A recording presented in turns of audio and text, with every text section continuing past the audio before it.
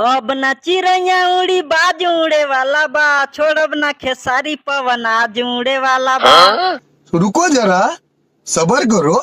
बनता रे बाज त बना देव बगुला, प्रखंड हो या जिला पवन में से हिला। समझला गोलू गोल्ड? नहीं।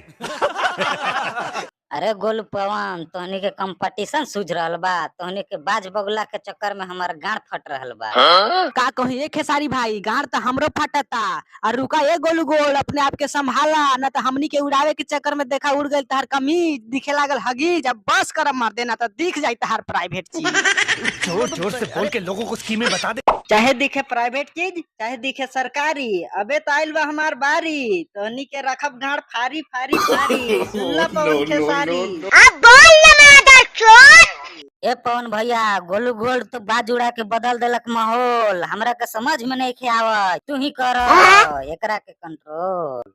ए खेसारी भाई, कैसे करी एकरा के हम कंट्रोल? आकाश में उड़त उड़त हमरो दिमाग घूमे लागल गोल गोल। ए गोलू गोल्ड, बाज के करा कंट्रोल। अब तीनों मिल के करल जाओ एगो फिल्म में हीरो के रोल। ठीक बा ए पवन भैया, वेशभूषा उहे रही, रंग बदले वाला बा। पीसतल दुनाली रही, हॉल बदले वाला ह।